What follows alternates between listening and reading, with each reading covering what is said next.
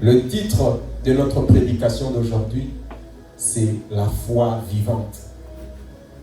La foi vivante. Dieu est notre sauveur. Dieu est aussi omniscient. Notre Dieu, le Dieu dans lequel nous savons, il est notre sauveur. Il est l'omniscient. Il connaît toutes choses. Il sait tout. Rien ne lui échappe. Il est au contrôle de tout. Il n'est pas seulement omniscient, il est omnipotent. Il a toute puissance. Rien ne l'échappe. Au-dessus de tout, il y a notre Dieu, le Tout-Puissant, El Shaddai. Il n'est pas seulement omnipotent et omniscient, il est aussi quoi? Omniprésent. Notre Dieu est partout. En même temps, il est ici. En même temps, il est au Pakistan. En même temps, il est au ciel. En même temps, il est au-delà des cieux. Ça, c'est le Dieu dans lequel nous croyons. Et le Dieu que nous servons. C'est le Dieu que nous prions. Omniscient, omnipotent, omniprésent. Aujourd'hui, nous allons parler du Dieu qui est omniscient. Et notre Dieu qui est omniscient, il a créé l'homme. Il a créé l'homme, il a créé Adam. Il l'a placé dans le jardin d'Éden. Le premier homme spirituel. Dieu voulait être avec l'homme. Dieu veut être avec l'homme. Dieu veut que l'homme lui appartienne. Dieu veut faire un avec l'homme. Dieu veut habiter en nous définitivement pour faire comme. Mais l'homme a péché. L'homme que Dieu a placé dans le jardin d'Éden, l'homme a désobéi. L'homme a péché. Mais comment Dieu qui est omniscient, omniprésent, l'homme a péché, c'est ce que nous allons essayer de comprendre aujourd'hui. Dieu a donné à l'homme, quand Dieu a créé l'homme, Dieu lui a donné quoi? Dieu lui a donné la volonté. L'homme n'est pas un robot. Dieu lui dit, reste dans les jardins, obéis-moi. Ne mange pas du fruit de la connaissance du bien et du mal. Toutes les fois que Adam venait là, il exerçait sa volonté. Il exerçait sa volonté. Manger, pas manger, non. Dieu m'a dit de ne pas manger. Je choisis de ne pas manger. L'homme exerce sa volonté. Le libre arbitre. L'homme a une volonté. Tu n'es pas un robot. Et nous les chrétiens, normalement, nous devons respecter la volonté des gens. L'homme a une volonté. L'homme a sa volonté.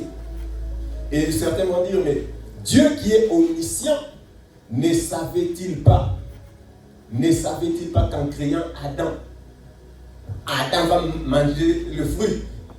J'ai parlé de omniscient. Hein? Il connaît tout. Mais Dieu, ne savait-il pas que Adam va manger le fruit? Qui a la réponse? Dieu savait ou il ne savait pas? Hein? Il ne savait pas. C'est bizarre, hein? J'ai dit omniscient. Dieu! Pourquoi Dieu, je veux dire, Dieu ne savait pas qu'Adam va manger. Je vais ouvrir encore une autre parenthèse. Est-ce que Dieu sait déjà qui va aller au ciel, qui ne va pas aller au ciel? Non! Dieu nous a donné la volonté. Et en nous donnant la volonté, Dieu lui-même, dans son omnipotence, s'est restreint le droit de connaître ton choix. Je ne sais pas si je me fais comprendre. Est-ce que vous me suivez? Dieu, quand il nous a donné la volonté, il a choisi de restreindre son droit de connaître si on sait qu'on va choisir. Il nous a donné un peu sa partie de puissance, si je peux dire ça comme ça. Sa partie de... La volonté qu'il t'a donnée, c'est ton libre arbitre. C'est ton choix. Mais Dieu sait, quand tu vas choisir, quelles sont les conséquences de ton choix. Il a dit, le jour que tu mangeras, tu mourras. Ce qui va t'arriver, Dieu connaît la fin d'une chose. dès le commencement. Si tu fais le mauvais choix, Dieu connaît les conséquences de tes mauvais choix. Comment ta vie va se passer, nanani, il connaît. Si tu fais le bon choix, Dieu connaît comment il va t'utiliser, comment tu vas le servir, comment tu vas finir au ciel. Dieu connaît. Mais le fait de choisir, il s'est restreint, il t'a donné la liberté. C'est à toi de choisir. C'est pour ça qu'il ne faut pas négliger la volonté. La volonté que Dieu t'a donnée est importante. Tu dois bien l'utiliser. Tu dois bien l'utiliser. Voici, je mets devant toi la vie et la mort. Mais Dieu te conseille. Il dit, choisis la vie afin que tu vives. Afin que tu vives. Il faut que tu choisisses. Mais c'est à toi de choisir. Et Dieu ne sait pas, Dieu n'a pas déjà prédéfini ce que tu vas choisir. Le choix est tien. Et je vais vous le montrer. Hébreu dans le Nouveau Testament.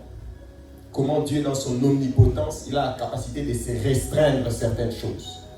Hébreu, vous allez lire, vous allez voir. Hébreu chapitre 8.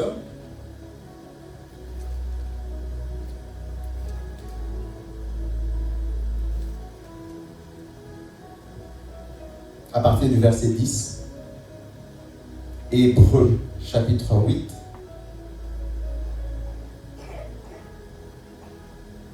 On va lire 10 à 12. Hébreu 8, 10 à 12. On va lire au nom de Jésus de Nazareth. Mais voici l'alliance que je ferai avec la maison d'Israël. Après ces jours-là, dit le Seigneur, je mettrai mes lois dans leur esprit. Je les écrirai dans leur cœur. Et je serai leur Dieu et ils seront mon peuple. Ces mots se répètent beaucoup dans la Bible. Ceux qui viennent à la joie éternelle connaissent ce que ça veut dire. Et je serai leur Dieu et ils seront mon peuple. Aucun n'enseignera plus son concitoyen, ni aucun son frère en disant, connais le Seigneur, car tous me connaîtront, depuis le plus petit jusqu'au plus grand d'entre eux. Parce que, c'est là où c'est bien intéressant, parce que je pardonnerai leurs iniquités et je ne me souviendrai plus de leurs péchés. On peut s'arrêter là. Dans la nouvelle alliance, quand Dieu a promis la nouvelle alliance, il a dit, j'écrirai ma loi dans leur cœur, etc., etc. Et qu'est-ce que Dieu a dit?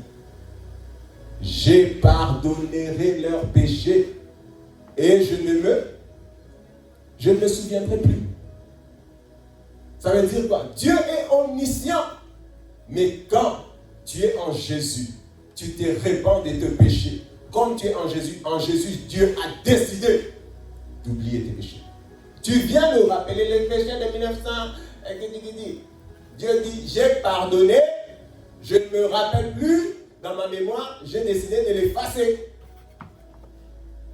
C'est pour ça que quand tu t'es repenti d'un péché sincèrement de tout ton cœur devant Dieu, ne répète pas le péché. Ne répète pas, Seigneur pardonne. Le même péché. Dieu t'a pardonné, tu crois ça ou pas? Il y a déjà le même péché, tu fais que tu es repenti. Donc, répands-toi une fois sincèrement, vraiment, répands-toi. Et puis, on avance. Dieu, qu'est-ce qu'il a dit? Je ne me souviendrai plus de tes péchés. Dieu est omniscient, oui ou non? Mais ton péché en Jésus-Christ, Dieu ne se souvient plus. Dieu ne se souvient plus. Notre péché, mon péché, tous mes péchés passés.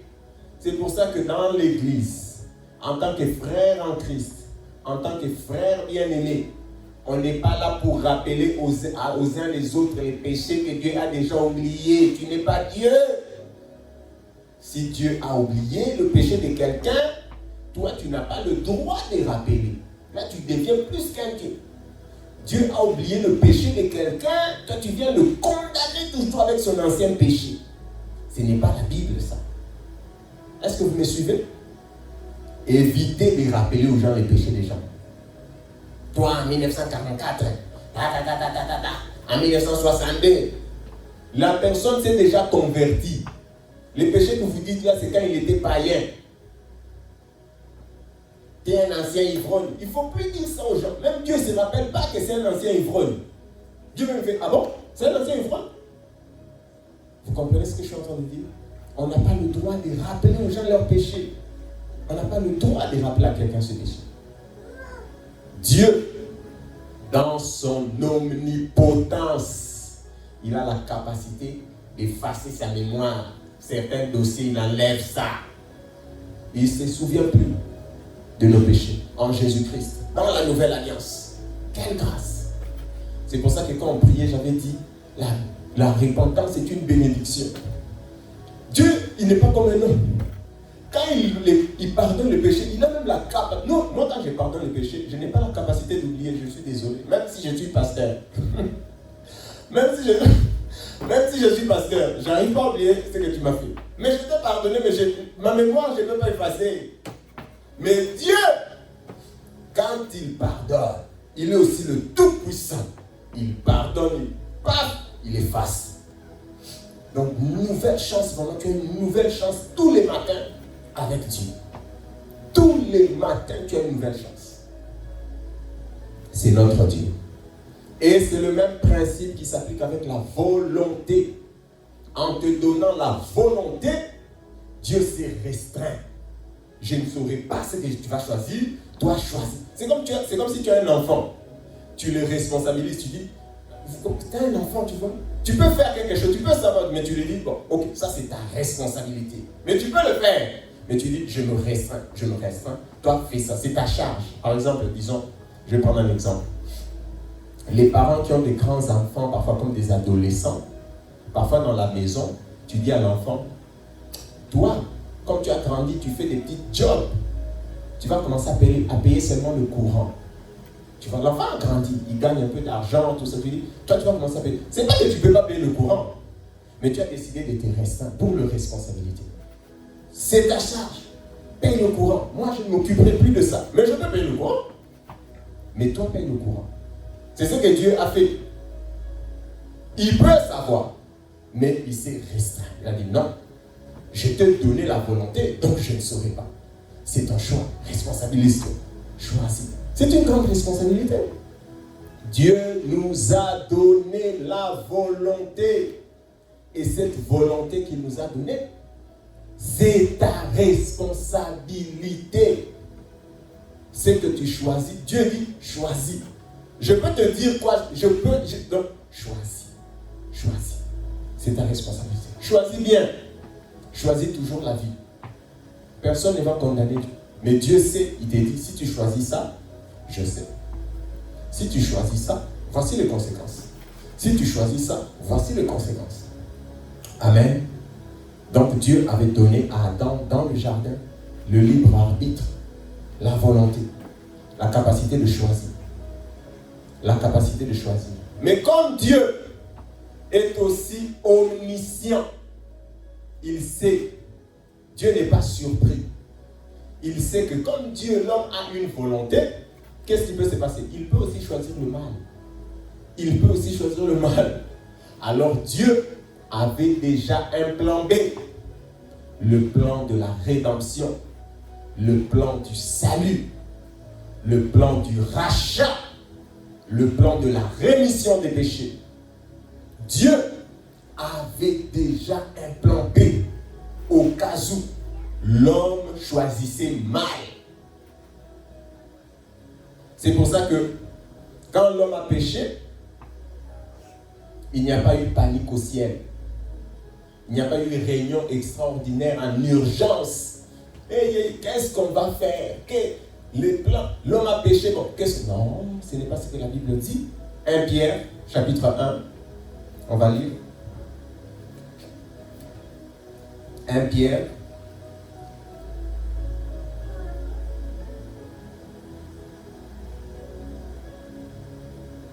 Chapitre 1, versets 18 à 20. 1 Pierre, chapitre 1, versets 18 à 20. Nous allons lire au nom de Jésus de Nazareth. Je lis au nom de Jésus. Sachant que ce n'est pas par des choses périssables, par de l'argent ou par de l'or, que vous avez été rachetés de la vaine manière de vivre que vous aviez hérité de vos pères, mais par le sang précieux de Christ, comme d'un agneau sans défaut et sans tache, prédestiné avant la fondation du monde et manifesté à la fin du temps à cause de vous. Prédestiné, le rachat, le salut, prédestiné à cause de vous. Quand? Quand est-ce que ça a été prévu? Avant la fondation du monde, avant la création d'Adam. Dieu est omniscient. Dieu est omniscient. Dieu n'était pas surpris. Dieu avait déjà tout prévu. Le sang de Jésus, le rachat, notre rédemption, notre salut a été prévu. Si Adam tombe, il y a un plan de rachat. Rachat pour qui? Rachat pour qui? Encore une fois, pour ceux qui le veulent, pour ceux qui veulent être sauvés. Le salut de Jésus, ce n'est pas la dictature. Le salut de Jésus, ce n'est pas brutalité. C'est encore ta volonté. Encore ta volonté. Le salut n'est pas... Dieu... Les gens négligent la volonté. Il n'y a rien qui est grave comme l'enfer. Comme l'enfer. Même pour l'enfer, Dieu te donne toujours la liberté de choisir. Notre Dieu, c'est un gentleman. Gentleman. Il a dit, voici, je me tiens à la porte et je frappe. Si tu entends, si tu ouvres, si tu veux, alors j'entrerai. Il ne casse pas la porte pour sauver. Il ne casse pas la porte pour... Non. Il y a quelqu'un qui fait ça. Jean chapitre 10, verset 10. Le voleur ne vient que. Jésus, ce n'est pas un voleur. Le voleur, il n'entre pas par la porte. Jésus se tient. Je frappe. Tac, tac, tac, tac. Si tu veux, si tu es d'accord. Moi, quand je prêche ici, quelqu'un m'a forcé. Je suis moi-même d'accord. Moi-même, j'ai choisi. On ne m'a pas poussé. On ne m'a pas poussé. On ne m'a pas poussé. Personne ne m'a poussé. Moi-même, j'ai choisi, j'ai compris, j'ai prié, j'ai accepté. Personne ne m'a poussé. On a toqué. Jésus a toqué. Il a toqué. Il a toqué. Il a toqué. Les gens ont prêché, les gens ont prié, les gens ont prêché, les gens ont prié. Moi-même, j'ai ouvert la porte. Amen. C'est ta volonté. Dieu ne force pas. Dieu ne nous force pas. Et donc, quand l'homme est tombé, Dieu avait déjà un plan. Le plan de la rédemption. C'est la même chose dans le ciel. Ça, c'est juste une parenthèse rapide. Les anges aussi ont une volonté. Mais Dieu avait aussi déjà prévu une prison pour les anges qui vont échouer. La Bible dit dans Jude chapitre 6 que les anges qui ont péché ont été enfermés en prison. Jude chapitre 6, Nouveau Testament. Que les anges qui ont péché, Dieu les a enfermés dans une prison. Dieu avait déjà prévu la prison. Même pour les anges. Même pour les anges qui vont pécher. Même pour les anges qui pêchent. Dieu a tout prévu. Dieu est omniscient. Il a toutes les variantes. Tous les plans. Amen. Dieu nous a envoyé Jésus. Dieu nous a envoyé Jésus à cause de nous, la Bible dit. Jésus est venu pour nous sauver. Parce que désormais, nous étions enfermés, destinés à l'enfer. Et rien ni personne ne pouvait nous sauver. Tous les hommes sont pécheurs à cause du péché d'Adam. Tous les êtres humains ont été renfermés dans la prison du péché. Tous les êtres humains sont devenus pécheurs. Il y a des gens qui disent, même parfois des hommes de Dieu, qui disent que le péché originel n'existe pas. Le péché d'Adam, c'est ton péché. Tu as le péché originel. Tu n'es pas né innocent. Même les enfants sont déjà des pécheurs. Je vais expliquer. Je vais donner un verset. Je dis toujours, un chien engendre un chien. Un homme engendre un homme. Et spirituellement, un pécheur engendre un pécheur. Un pécheur engendre un pécheur. La race des pécheurs. Un pécheur engendre un pécheur. Comme un homme engendre un homme, les gens de la même race s'engendrent. Adam est pécheur. L'homme est pécheur. Et un pécheur engendre un pécheur. Un péché, que tu le veuilles, que tu ne le veuilles pas, tu n'es pas le premier homme sur la terre. Comme un homme engendre un homme, un pécheur engendre un pécheur. Nous étions tous, nous, enfermés sous la prison du péché, sous l'identité du péché. Il y a un philosophe qui a dit que l'homme n'est innocent, mais c'est la société qui le corrompt. Non, l'homme n'est pas innocent. L'homme n'est pécheur. Et il a corrompu même la société qui l'envie. On va voir Psaume 51, 6 à 7. Psaume 51, 6 à 7.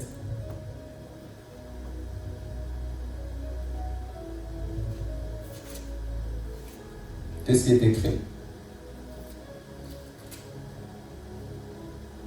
Psaume 51. Ça, c'est le péché de David quand il a pris la femme d'Uri et il a fait tuer Uri.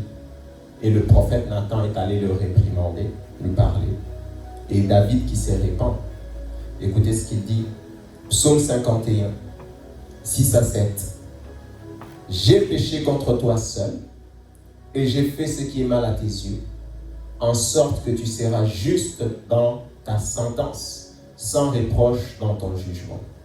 Voici, je suis né dans l'iniquité et ma mère m'a conçu dans le péché. Je suis né dans l'iniquité. Ma mère m'a conçu dans le péché. Donc, depuis que je suis né, donc, je suis déjà pécheur de naissance. L'homme n'est pas saint. Et puis il devient pécheur. Non, l'homme n'est pécheur. Donc le péché, il est déjà né. C'est ce qu'il est en train de dire à Dieu. Je suis déjà né, donc péché, dans la conception, péché. Nous ne péchons pas. C'est pas parce que tu pêches que tu deviens pécheur. Tu es un pécheur, c'est pour ça que tu pêches. Vous comprenez ce que je dis? Ah, j'ai péché, je suis devenu pécheur. Non! Tu es un pécheur, c'est pour ça que tu pêches. Parce que tu es un pécheur. Tu es un pécheur. Un pécheur doit pécher. Mais c'est ça. C'est parce que tu ah non, j'ai péché, je suis devenu. Non, tu n'es pas devenu. Tu es pécheur. Et un pécheur pêche. C'est pour ça que tu pêches. Ça confirme ce que tu es. Nous sommes des pécheurs. Où nous étions pécheurs, pour être plus précis, pour nous qui sommes en Jésus-Christ. Amen. Nous étions pécheurs. Les hommes ont été renfermés dans le péché. Donc tu nais dans le péché, tu pêches. Est-ce qu'un pécheur peut faire autre chose que pécher? Un pécheur doit pécher, c'est ça, si je dois dire entre guillemets, son travail. Le travail d'un pécheur, c'est pécher. C'est ce que nous étions en train de faire. Pécheur, c'était ça notre nature. Et Jésus est venu. Jésus qui est le Fils de Dieu, qui est Dieu. La parole a été faite chair. Aucun homme ne pouvait sauver un autre homme du péché. Parce que tous les hommes sont pécheurs. Qui va sauver qui? Tous les hommes sont pécheurs. Qui va sauver qui? Qui va mourir à la place de qui? Il fallait un homme sans péché. Il fallait un saint homme. Il fallait un homme sans péché. C'est pour ça que Jésus est venu. Jésus est venu, l'homme sans péché, le Fils de Dieu, la parole faite chair. Lui peut nous sauver. C'est le seul homme sans péché. Jésus de Nazareth, notre Dieu, notre Sauveur. C'est le seul homme qui a vécu sa vie sur la terre sans péché, sans avoir jamais péché. C'est comme ça qu'il peut nous sauver. Et nos péchés lui ont été donnés pour que nous soyons sauvés. Notre péché, mon péché, ton péché a été donné sur l'homme saint. Si moi je suis pécheur, toi tu es pécheur, mais tu ne peux pas porter mes péchés. Toi-même tu as déjà tes propres péchés. Personne ne peut sauver personne. Vous nous tous on est en prison. Il fallait un homme qui est en dehors de la prison, qui rentre en prison à notre place pour que nous puissions sortir. Le saint homme, Jésus de Nazareth, il a porté nos péchés. Et c'est comme ça que par sa mort à la croix, par son œuvre parfaite, il nous a parfaitement sauvés. Il nous a parfaitement libérés. Nos péchés ont été pardonnés. Nous ne sommes plus pécheurs. Nous sommes enfants de Dieu. Amen. Nous ne sommes plus des pécheurs. Nous ne sommes plus des... Non, nous ne sommes plus des pécheurs. Tu n'es pas... Non, c'est fini. Ton identité a changé. Tu es un enfant de Dieu. Racheté de Dieu. Béni de Dieu. Amen. Mais toutes ces choses nous ont été données comment? Toutes ces choses nous ont été données par sa seule grâce. Par sa grâce. Éphésiens chapitre 2. Éphésiens chapitre 2. Nous prêchons toujours avec beaucoup de versets, mais c'est comme ça que nous prêchons. Éphésiens chapitre 2, versets 8 à 10. Éphésiens chapitre 2, 8 à 10. Qu'est-ce qui est écrit? Car c'est par la grâce que vous êtes sauvés par le moyen de la foi. Et cela ne vient pas de vous, c'est le don de Dieu.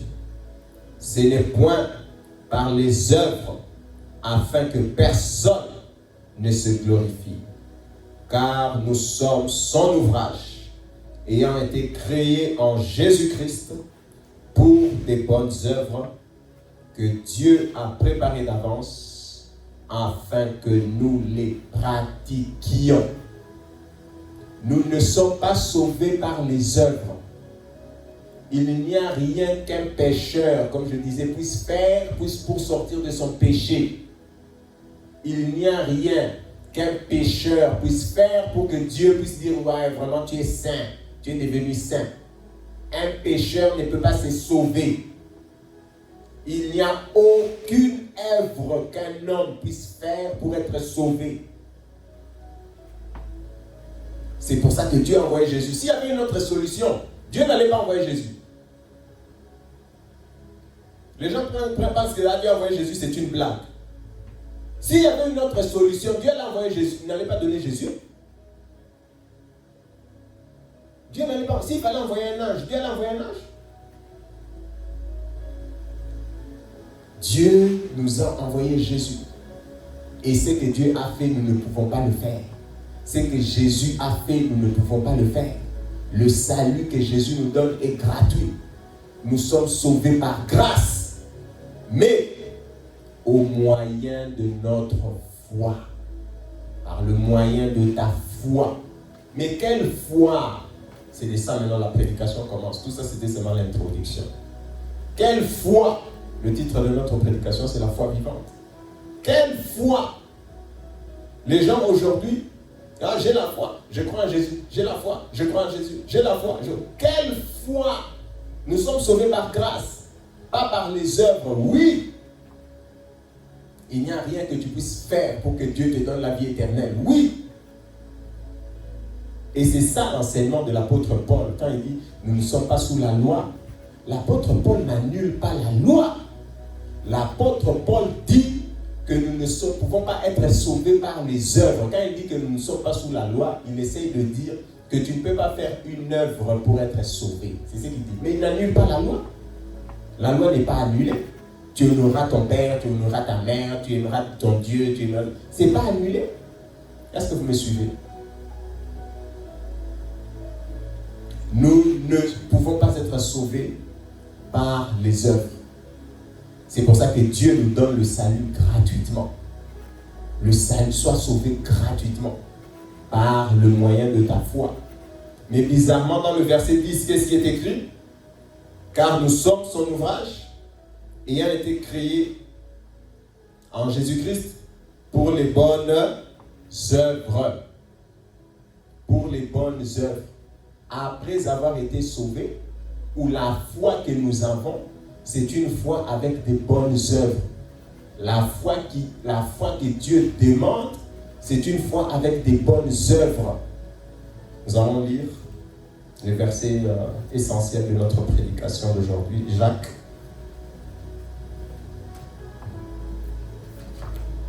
Jacques chapitre 2.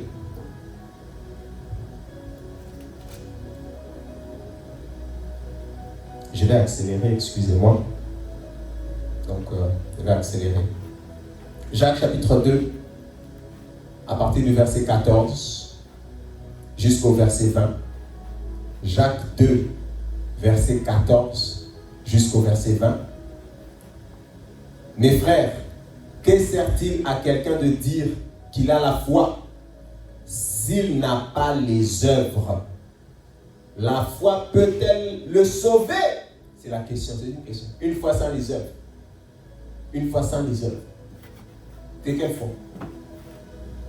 Si un frère ou une sœur sont nus et manquent de la nourriture de chaque jour, et que l'un d'entre vous leur dise, allez en paix, chauffez-vous et vous rassasiez, et que vous ne leur donnez pas ce qui est nécessaire au corps, à quoi cela sert-il?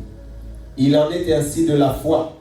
Si elle n'a pas les œuvres, elle est morte en elle-même.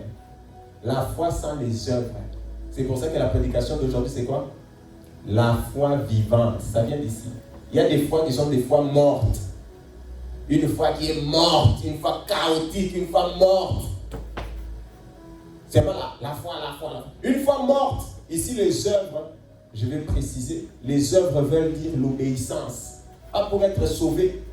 Les œuvres veulent dire l'obéissance. Une foi sans obéissance. Quelqu'un qui est sauvé, qui n'obéit pas à Dieu.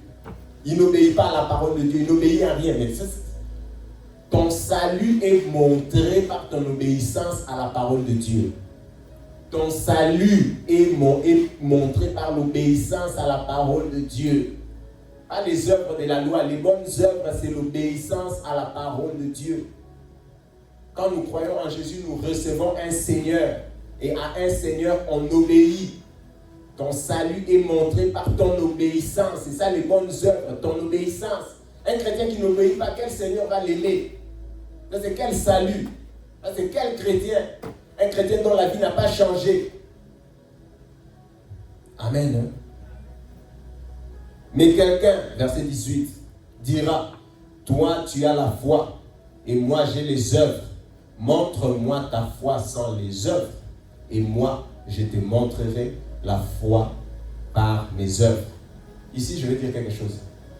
Tu as la foi. La foi, quand on a quelque chose, cette chose qu'on a là, on peut montrer ça. Vous comprenez ce que je dis? J'ai le téléphone il est là. J'ai la foi, on cherche la foi, Où est la foi? Vous pensez que la foi est invisible? Oui, la foi est dans le cœur, oui, mais la foi, on la voit aussi. Oh, la foi, ça, on voit. Vous pensez que quand quelqu'un, je vous dis, moi, vous pensez que moi, quand je regarde les gens, je regarde ce qu'ils disent. Je regarde ce que tu fais. Tu peux parler comme tu veux. Moi, je regarde ce que tu fais. Je regarde si tu obéis. Où est la foi est visible. On voit la foi avec les yeux spirituels. On voit la foi. Tu n'arrives pas à prier pendant 30 minutes, tu n'arrives pas à prier pendant 2 minutes, tu ne lis jamais la Bible, tu n'obéis pas à Dieu, j'ai la foi. Où est ta foi? Où est ta foi? Où est ta foi? C'est quelle foi ça? La foi vivante ou la foi morte? Amen. La foi vivante. La foi vivante. Est-ce que cette foi-là peut sauver quelqu'un, la foi morte? On va lire. Lisez, c'est quelle foi? 19. Tu crois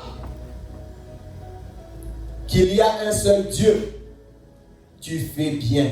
Écoutez qui croit ça aussi. Eh Seigneur. Les démons aussi le croient. Ils tremblent. On va s'arrêter là. Tu crois qu'il y a un seul Dieu. Ah, il y a un seul Dieu, moi je crois. Mais qu'est-ce que les démons ne font pas? Qu'est-ce que les démons ne font pas? C'est quoi qu'ils ne font pas? Est-ce qu'un démon peut obéir? Est-ce qu'un démon obéit à Dieu? Mais c'est ça. La foi, ce n'est pas seulement que, oh non, Dieu est unique, tout. Oui, mais tu n'obéis pas. La foi comme la foi d'un démon. C'est quand même fort, hein? Je sens ça, c'est fort. Mais ce n'est pas la bonne foi.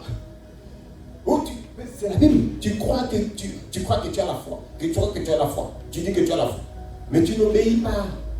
Montre-nous ta foi. On veut voir. Où est la foi? Nous tous on est là. On regarde. Où est ta foi? Aucune obéissance. Où est ta foi? Aucune obéissance. Est-ce qu'un démon a déjà obéi? Lisez. Projetez-nous. Je ne vais pas fêter ma Bible. Projetez-nous Marc chapitre 1, verset 24. Marc 1, 24.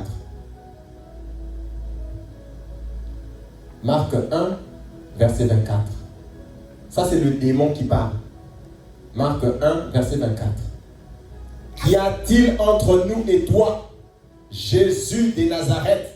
Tu es venu pour nous perdre. Je sais qui tu es, le Saint de Dieu. Ça, c'est le démon. Il dit, je sais qui tu es le Saint de Dieu. C'est la foi des démons. Mais qu'il obéisse maintenant. Il n'obéit pas. Ils n'obéissent pas. Les démons n'obéissent pas. Ils n'obéissent pas, ils n'obéiront jamais. Le diable aussi, il sait que Dieu est unique. Même le diable, il sait. Il croit ça aussi. Lui-même aussi, il tremble. Dieu lui dit, tu viens d'où dans le livre de Job? Il dit, je viens de ceci, de cela. Je me suis promené. Tu me protèges. Dieu sait. Satan, il sait que Dieu il est puissant. Il sait tout. Il n'obéit pas. Même s'il sait, il n'obéit pas. C'est ça la foi. Savoir, Dieu est unique. Tu parles. Dieu est unique. Moi, je crois. Où est ta foi? Quand on vient dimanche à l'église, moi, je viens par obéissance. Je ne viens pas... C'est l'obéissance. C'est l'obéissance. Voilà. La foi est visible.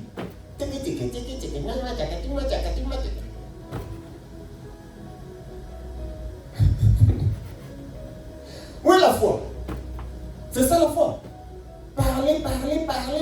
Parler. C'est ça la foi. Comme les démons. Il dit, j'essaie de... Les fois... Où est l'obéissance? La foi morte qui amène en enfer. La foi d'un démon. Est-ce que les démons partent au ciel? Est-ce qu'un démon peut partir au ciel? Aujourd'hui, mes frères et sœurs, pourquoi j'ai dit ça?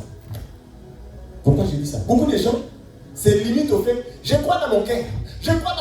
Obéis! Je crois dans mon cœur, je ne pars pas à l'église. Je crois dans mon cœur, je ne prie pas.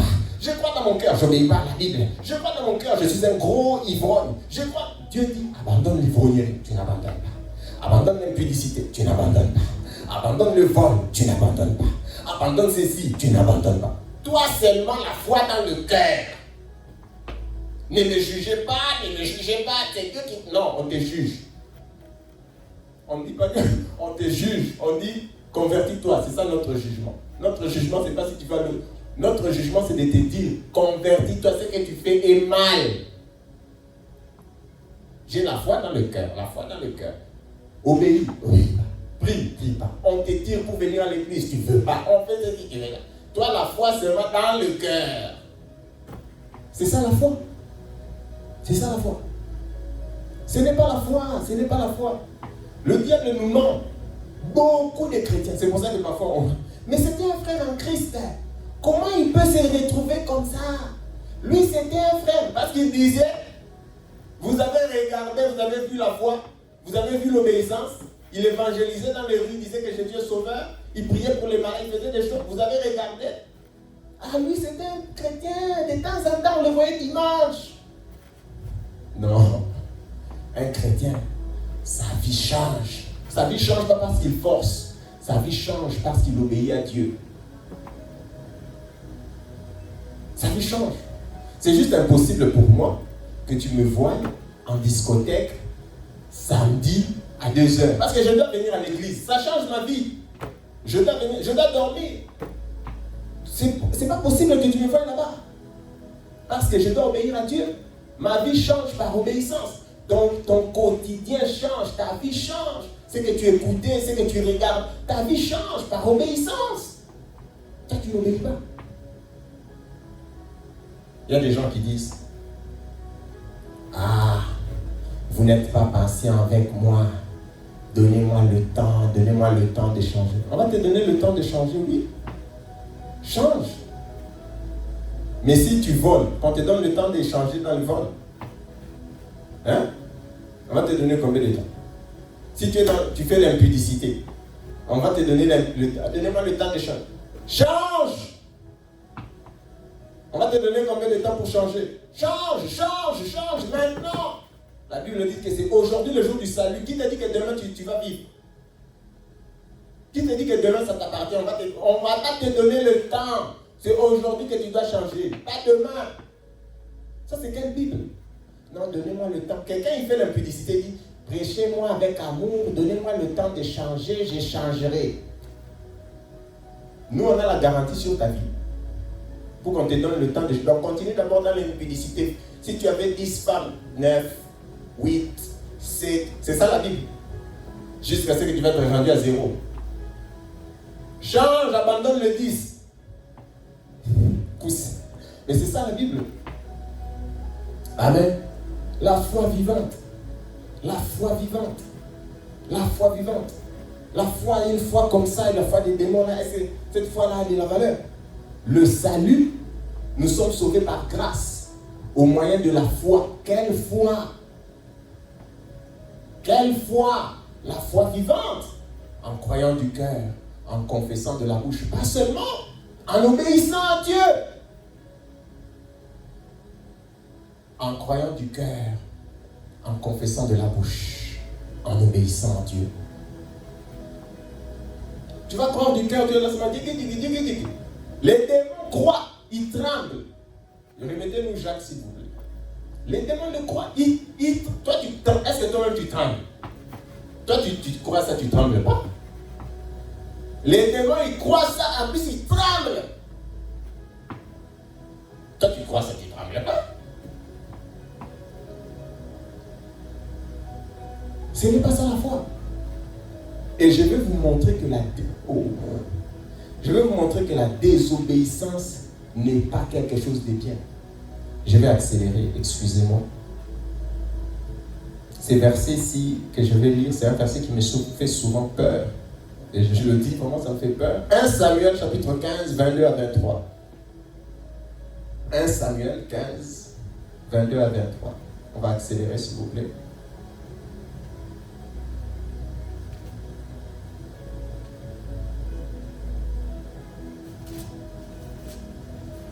La foi, ce n'est pas la parole, les paroles. La foi, ça se voit. La foi, ça se voit. C'est ça la foi vivante. C'est ça la foi que Dieu veut. 1 Samuel, chapitre 15, 22 à 23. On parle du rejet de Saül. Je vais lire au nom de Jésus. 1 Samuel 15, 22 à 23. J'accélère. Samuel dit: L'Éternel trouve-t-il du plaisir dans les holocaustes et les sacrifices, comme dans l'obéissance à la voix de l'Éternel? Voici l'obéissance vaut mieux que le sacrifice, et l'observation de sa parole vaut mieux que la graisse des béliers.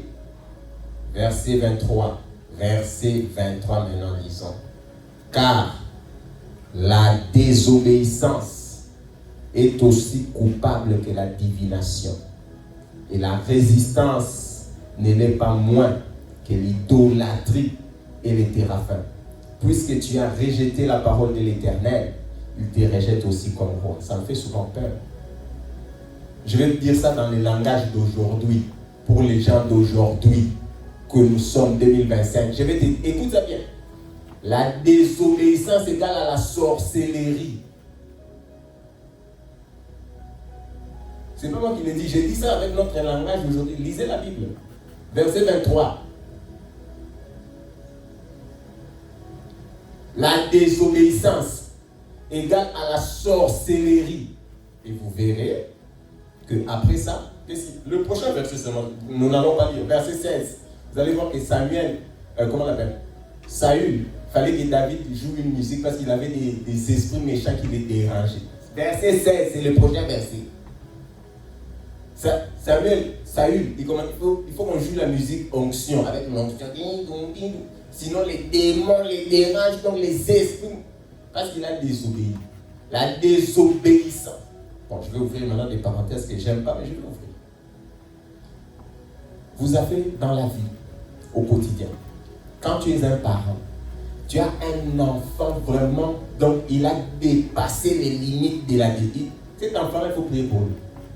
C'est pas normal. C'est pas normal. Un enfant, il peut faire des choses, mais il a toujours des limites. Parce que même inconsciemment, il sait qu'il reste un enfant. Tu as un enfant. Il n'obéit pas, non. Son degré de désobéissance. Je ne vais pas dire ce que je pense, mais vous-même faites vos conclusions. Amen. Quand un enfant, il n'écoute pas, donc tu sens que cet enfant, il fait mal à la tête des parents. Les esprits impurs, 100%. Les dons, 100%. Consciemment ou inconsciemment, l'enfant, soit c'est inconscient, soit c'est un inconscient, le mot je n'ai pas dit. Soit c'est inconscient, soit c'est un inconscient. Surveille ta vie par rapport à la parole. Surveille ta vie par rapport à la désobéissance. Surveille ta vie. Vous pensez que Dieu supporte la désobéissance? Tu es un chrétien, tu parles seulement des lèvres. Et puis tu désobéis Dieu, tu désobéis. Donc Jésus, ton Seigneur, tu désobéis. Dieu est content. Ça c'est la foi. Ah, c'est un frère. Qu'est-ce qu'il fait? Il obéit au Seigneur. La désobéissance, c'est comme la sorcellerie. Amen. Faites attention. Il y a des choses que les gens minimisent. Ah, c'est juste comme ça. Dieu ne supporte pas la désobéissance. Notre Seigneur, c'est un Seigneur et il se respecte. C'est pas ton enfant.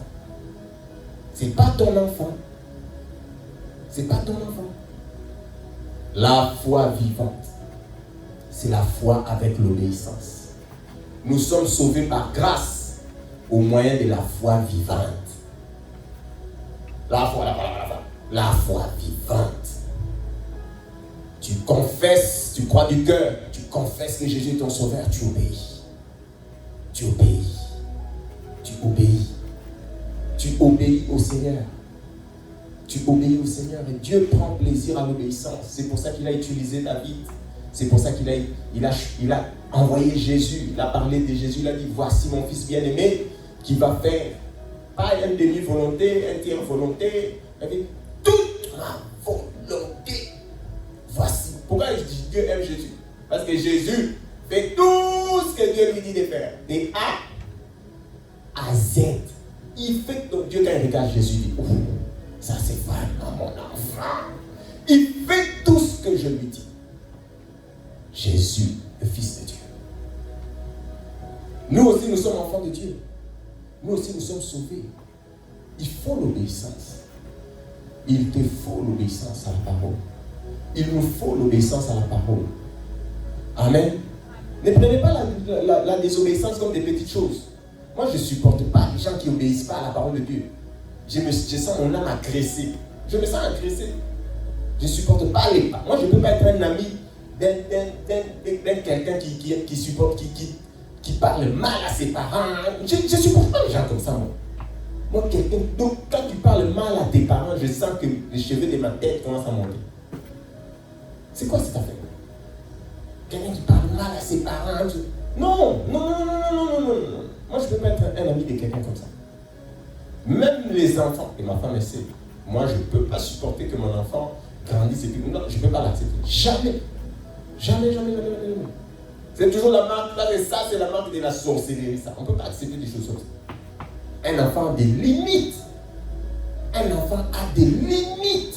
Même si tu as un désaccord avec tes parents, il y a une façon de parler. Est-ce qu'on est toujours en accord avec ses parents? Non.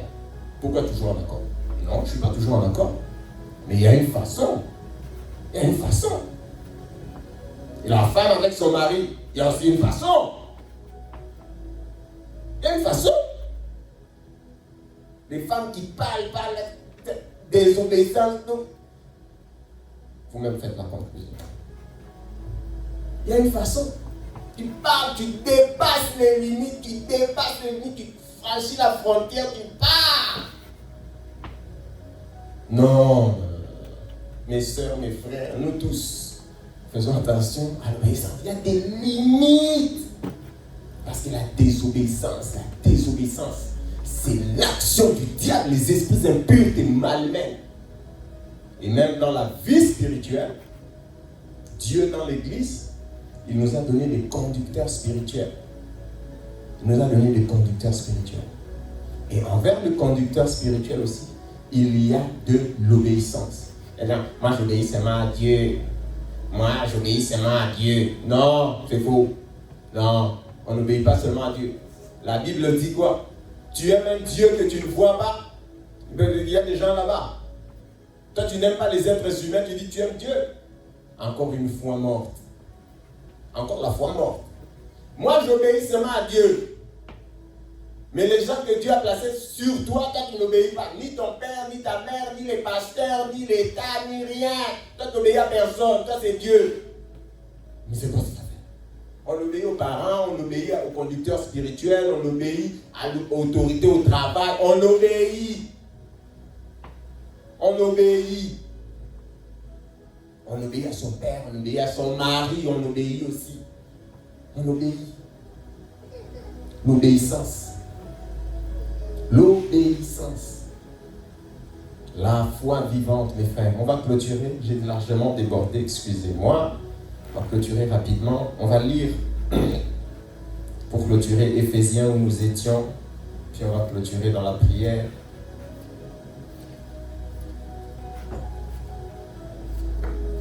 Éphésiens chapitre 2.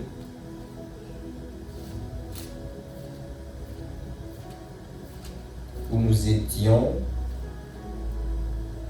Je vais lire juste le verset 8. Éphésiens 2. Verset 8. Car c'est par la grâce que vous êtes sauvés, par le moyen de la foi. Et cela ne vient pas de vous, c'est le don de Dieu. Amen. Nous sommes sauvés, mes frères, par le moyen de notre foi d'obéissance. La foi avec l'obéissance au Seigneur. Et c'est la grâce de Dieu. Et c'est la grâce de Dieu. Amen. C'est la parole de Dieu pour aujourd'hui. Nous allons prier. Tu vas prier pour ta foi. Ne te trompe pas. Ne te trompe pas. Prie. Seigneur, donne-moi l'obéissance. Donne-moi d'obéir à ta parole. Donne-moi un esprit d'humilité. Donne-moi un esprit d'obéissance. Nous prions pour notre obéissance. Nous prions donc autrement pour notre foi. Parce qu'il n'y a pas de foi sans obéissance. Nous prions pour notre obéissance. Nous prions au nom de Jésus.